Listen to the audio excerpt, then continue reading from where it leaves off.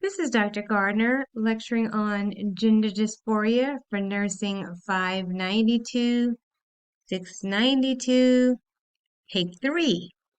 So I've tried to record this twice and I have not had any volume. So let's see if this recording will give me some volume. Okay, so it looks like the volume might be working. But just in case this did not pick up where I left off, I'm going to have to start this all over again. This is Dr. Gardner, and I am lecturing on gender dysphoria 592, 692. Okay, so it's going to be curious to see if you guys hear an introduction twice or not. All right, so let's get started since there's some volume. The 21st century has a steady it has been a steady, if tenuous rise in the visibility of individuals who are lesbian, gay, bisexual, transgender, or queer questioning. And this is known as LGBTQ+. Social media has opened up a platform for these youth to be heard. LGBTQ+ youth make up approximately 10% of the population. But many of these children and adolescents are a part of a hidden minority, with some forced to hide their identity across multiple familial and social domains. These individuals face significant stigma and bias in all aspects of their life.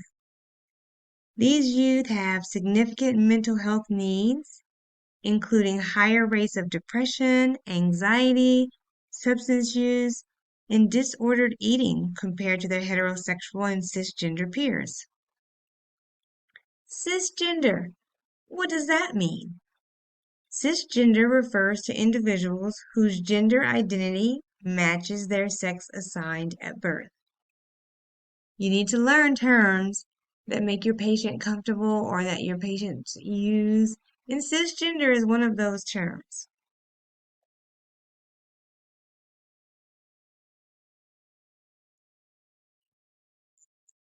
So, I want to talk about suicide in this population first. Lesbian, gay, and bisexual youth reported an attempted suicide rate of about 24%, whereas their heterosexual counterparts only reported suicide attempts at 6.4%. Are you seeing the trouble here? In transgender individuals, 41% attempted suicide, and 90% of those were before the age of 25.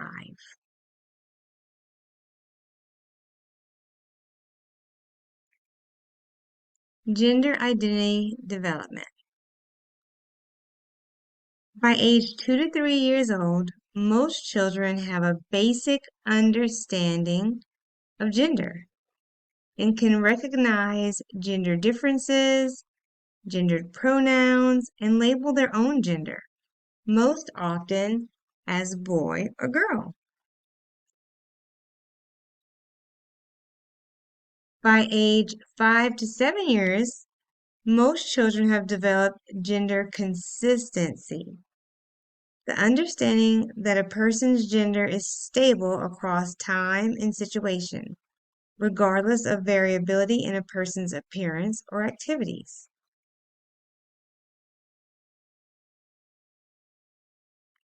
A person's understanding of their gender continues to evolve throughout adolescence and young adulthood, influenced by puberty and their experience of their body, their awareness of social gender norms and the implications of those norms, and their engagement in intimate relationships.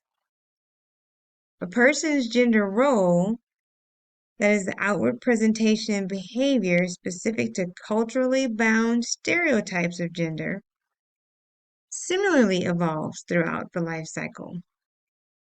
During these periods of development, exposure to androgens and estrogens may differently influence the person's physiology, chemical processes, and morphology and determine the body's habitus, secondary sex characteristics, brain organization, and lateralization of cognitive and language functioning.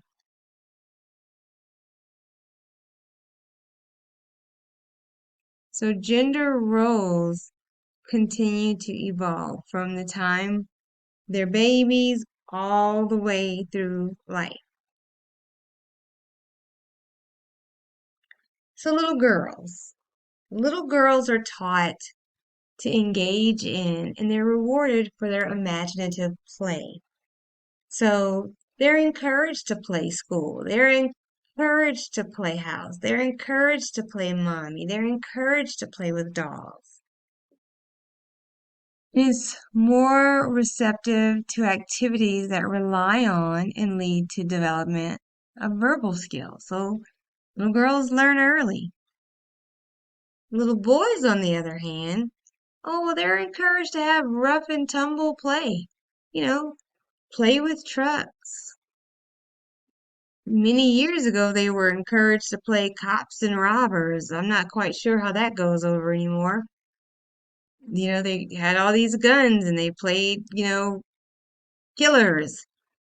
So they were encouraged to engage and they were rewarded for that rough and tumble play. And they pursued experiences that relied on and lead to development of spatial skills. Now, what about children who are gender diverse?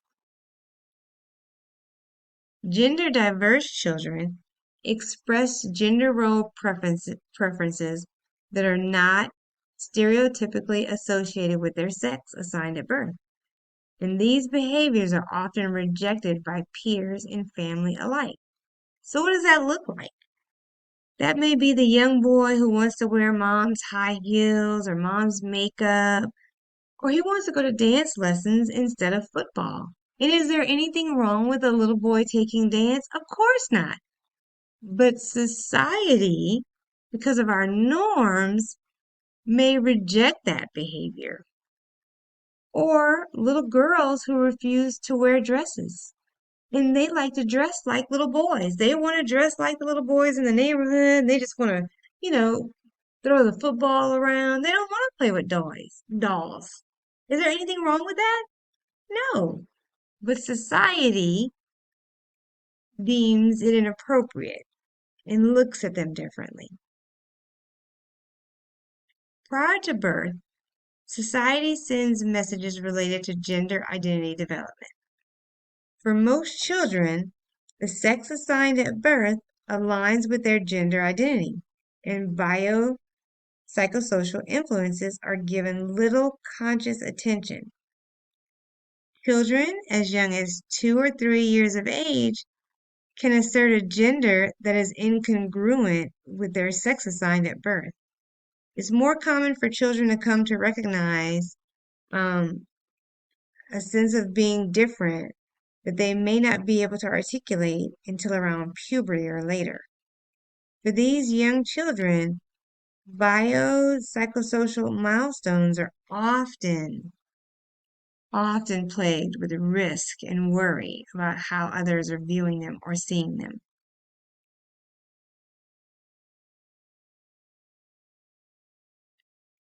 Sexual identity development. The body's capacity for sexual response is present from birth. So children as young as 2.5 to 3 years old may display some intentional rhythmic genital manipulation or masturbation used to stimulate a physiologic response. Physiologic responses can encourage an infant to engage in exploratory stimulation behavior observable even during the first 2 years of life. Children start to have sexual curiosity and explore between the ages of 3 to 7. And sexual play becomes more covert between 6 and 9 years old. And children typically learn about sexuality between the ages of 8 and 12 years old. And often they learn it from their same gender peers through socialization and education. Now, pubertal development brings enlargement and maturation of the gonads and genitals. Sex characteristics also develop during puberty. And sexual interest heightens during pregnancy and throughout adolescence as estrogen and testosterone levels increase. Most young people experience sexual and romantic attraction towards members of the opposite sex. As with gender identity development, these sexual identity milestones are experienced as normative. So when they're developing same-sex feelings, that's normal. For non-heterosexual youth, that developmental process is very difficult. So we'll talk about epidemiology and some alarming statistics. 14.6% of high school students self-identify as non-heterosexual. 2.4% self-identify as gay, 8% as bisexual, and 4.2% were unsure. But why is only 20% identifying as heterosexual when all those other numbers don't add up? So we're not even close to 100%. What are they identifying as? Are they afraid to identify? And then 1.8% identify as transgender. And what's really important too to know about some of our transgender youth in school is that 26.9% of our transgender youth felt unsafe to go to school. 35% reported being bullied, and 35% attempted suicide. That's a lot of our children. So how do we make the diagnosis of gender dysphoria? Well, symptoms must be present for at least 6 months. That gender dysphoria must cause a considerable torment in the essential functioning. It must cause like a clinically significant distress or impairment in function, social, occupation, or other areas. And children must have 6 of the 8 symptoms, with one of those being a strong desire to be of the other gender or insistence that one is the other gender or some alternative gender from one's assigned gender.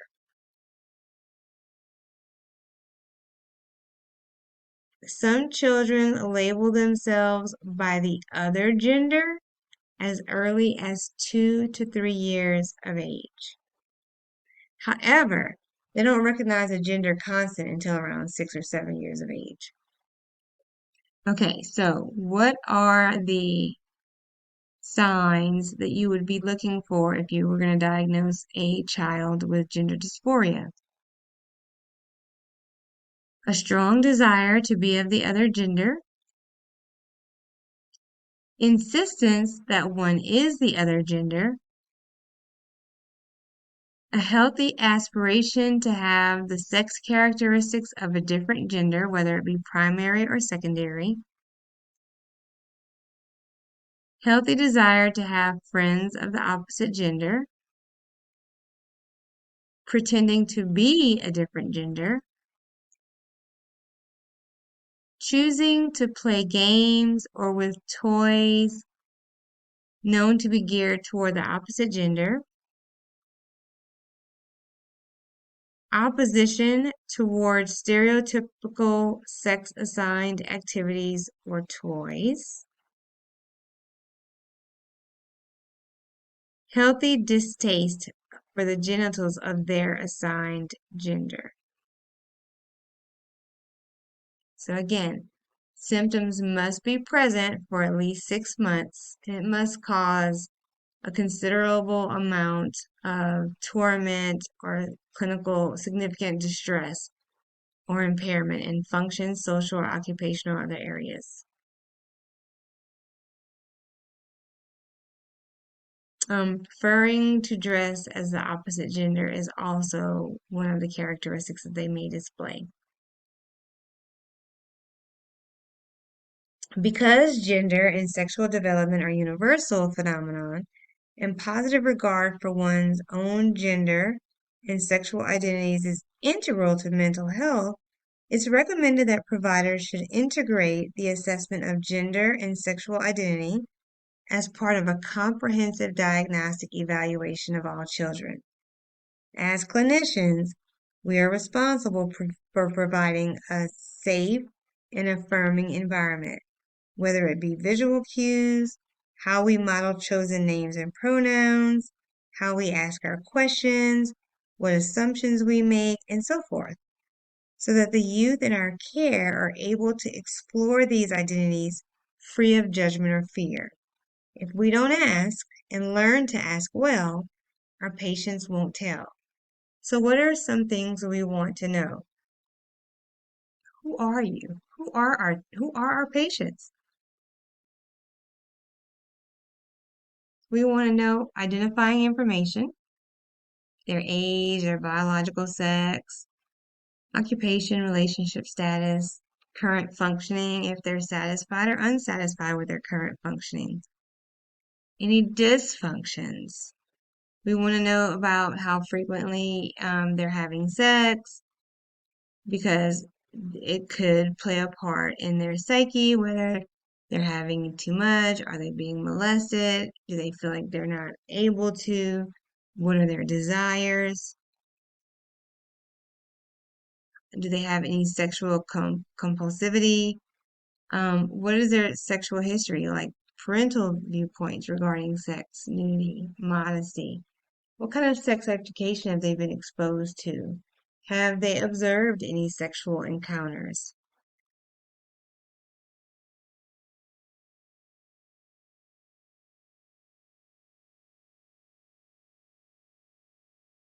We also want to know about stimulation, awareness, or exploration in childhood. We want to know about adolescent puberty assessment, like at what age do they reach puberty, sense of self, self-activity, sexual experience, contraceptive use, have they experienced coitus? Some important questions to ask. Do you have a name preference? And if so, what does it mean to you? What part of your body do you like or dislike? Has anyone ever mistreated you because of your gender identity? How long have you been struggling with your identity? And which identity do you prefer? Transgender, gender fluid? Again, knowing the terms is important.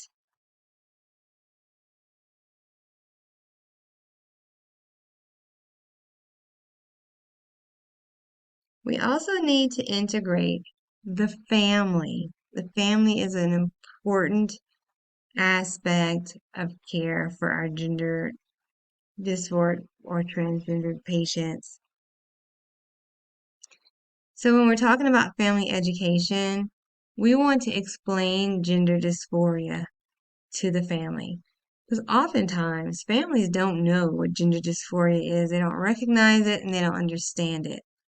We also want to educate them on different gender affirming terminology, because they need to understand what their patient is saying. What is cisgender, transgender, um, queer questioning? There's so many different terms, and the family may not understand this because they're not going out to research it. So we want to help them to understand what the terminology is. We also want to emphasize the importance of family support. Many times our patients will tell us that they've been kicked out of the home because of their sexual preferences and they don't have anywhere to go. If you're able to meet with the patient's family members and just emphasize the importance of that support, discuss different family therapies and counselings and refer them out.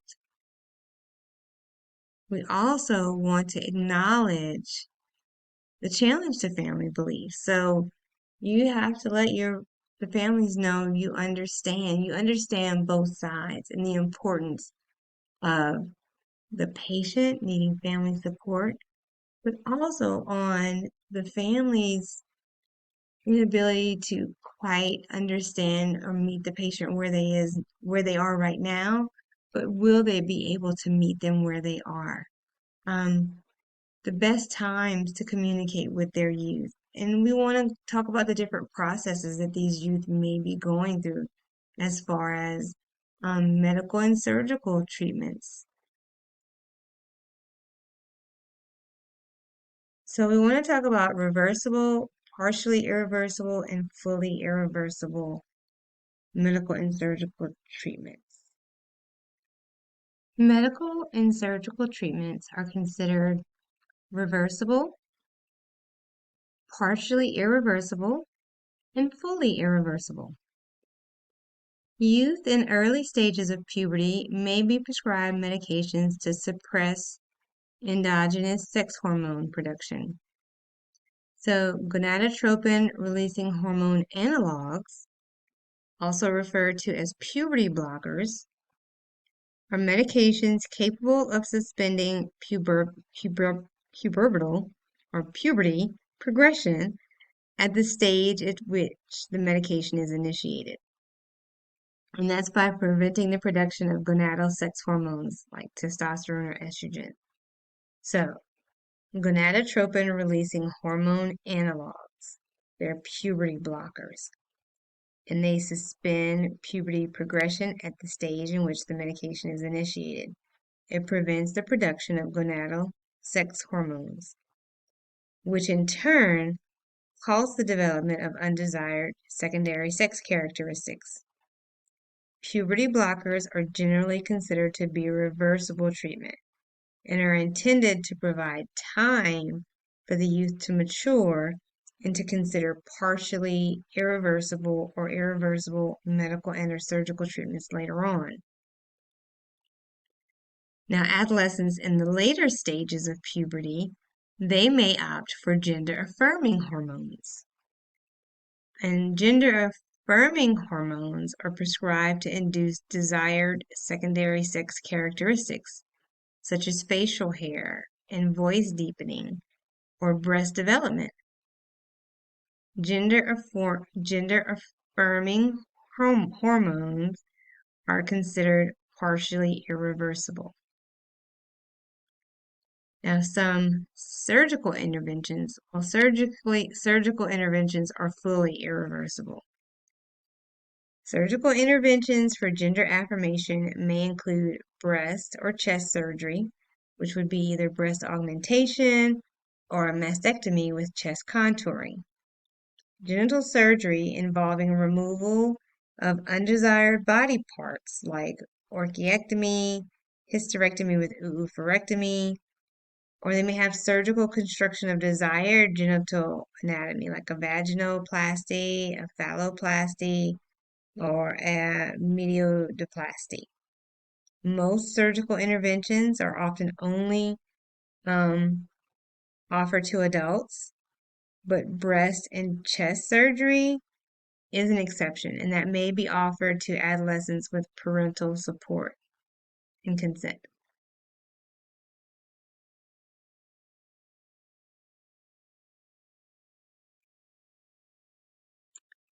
Louisiana allows minors to consent to their own medical care without telling their parents.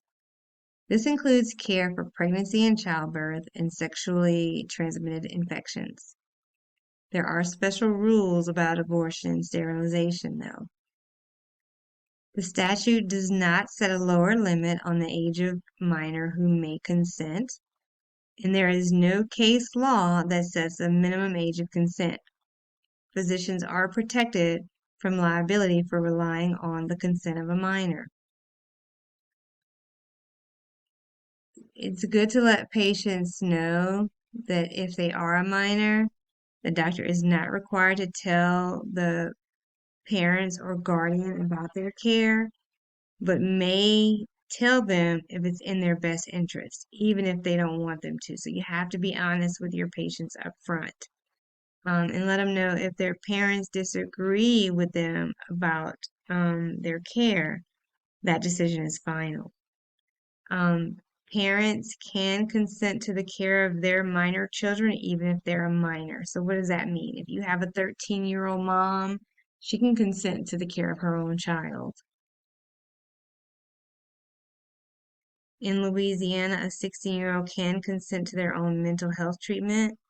The law doesn't clarify whether it's inpatient or outpatient. So, can a minor consent for hormone treatment and or gender assignment surgery? That is different. No, they cannot.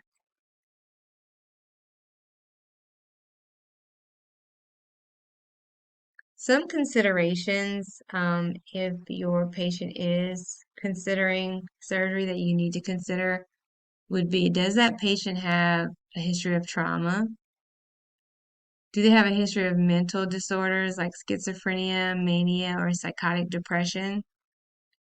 And you need to know what the state laws are. So if you're going to stay in Louisiana, you need to know Louisiana laws. If you're going to move out to another state, you need to know those laws. In Washington, a 13-year-old is able to consent to their own care. Parent cannot be involved unless the 13-year-old gives them permission.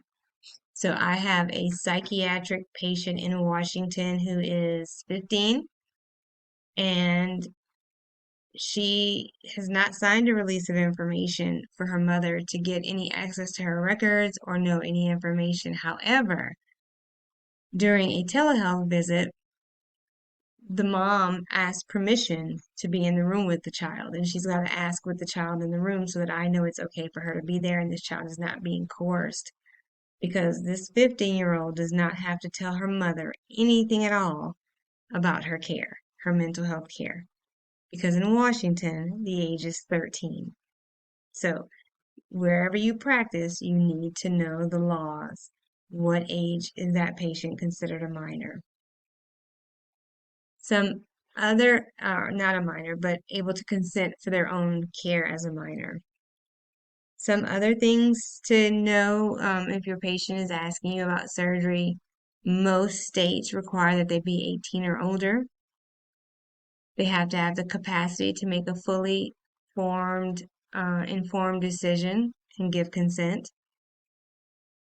If there's any significant medical or psychiatric conditions, are they well controlled? Have they spent 12 months in the desired role? Have they had 12 months of hormone therapy? And they will need a referral from usually 2 qualified mental health providers. We'll wrap this up with some clinical considerations about transgendered youth, LGBTQ plus youth. They're at increased risk for violence. There's many barriers to healthcare as far as they don't feel comfortable coming in to get treatment. Some providers don't feel comfortable treating them. So they usually have poor physical health, poor mental health, and have much higher rates of suicide. Some key takeaways from this lecture. Form a therapeutic relationship with your clients. Don't be afraid to ask questions, even questions that you like, oh, I'm not really comfortable with that. You won't get an answer if you don't ask. Be open and don't judge. Know your state laws. Respect your patient and respect your patient's family. And know when to refer. All right. That is all. This is take 3. Let's hope this whole lecture has volume so you guys can have this lecture. If you have any questions, let me know.